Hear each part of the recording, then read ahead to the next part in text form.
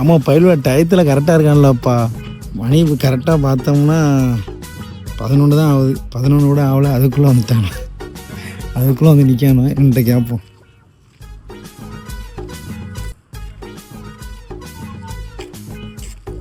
அவ்வளோ எங்கே வண்டி?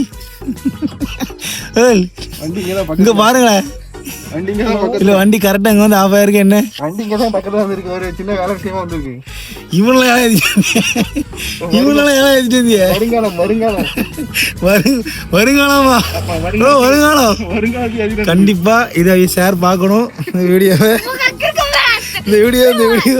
ஷேர் பாருங்கள். ஒயின் ஷாப்புக்கு பக்கத்தில் உங்கள் ஸ்டூடெண்ட் என்ன பண்ணாமல் பாருங்கள். கண்டிப்பாக அவங்க சார் இதை பார்க்கணும். ஓ மாமா இங்கே என்னையா?